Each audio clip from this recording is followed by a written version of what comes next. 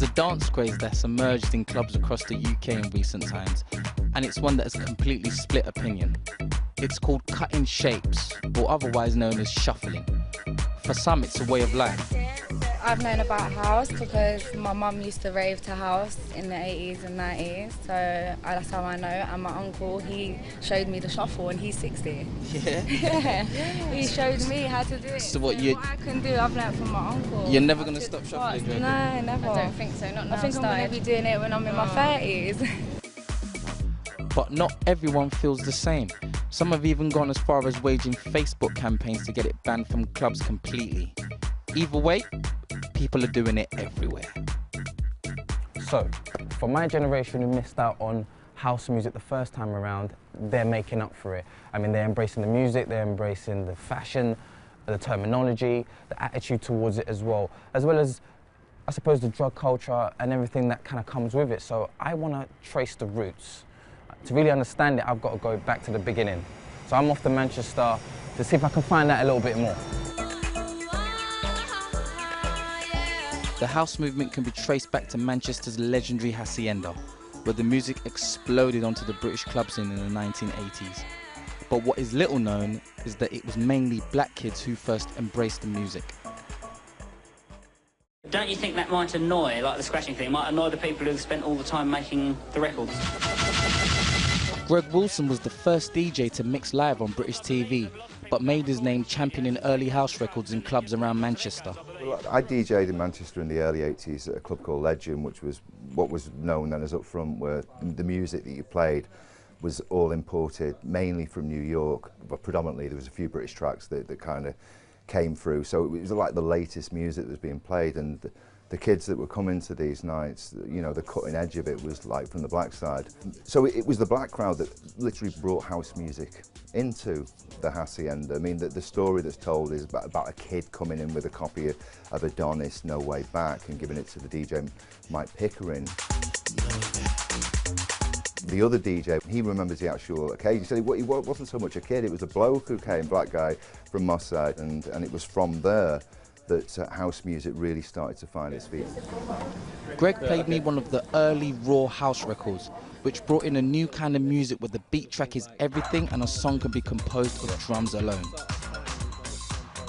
It's this sound that's coming back in. So this links very much to what you're hearing now? Yeah, very much so. And it's like, there's a different sound in this one. My producer mate, he does a lot of house music, said that's about to come in now for the next couple of years or so. It's more bass driven. It's not the dong, but it's the brum, brum, brum, but it's the more rough one.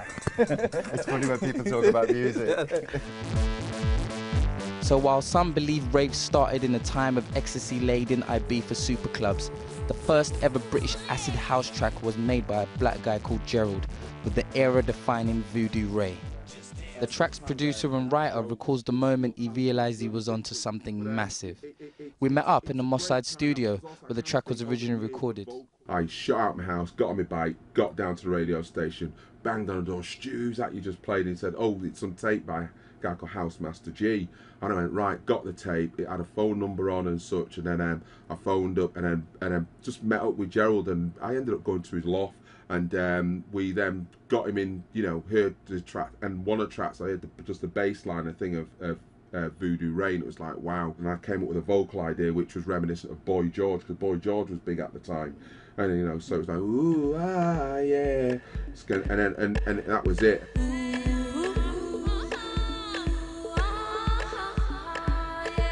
With the music inevitably came dancers, and leading the way were Foot Patrol, who adapted jazz fusion style of dancing to early house and could well be described as the first shufflers in the UK.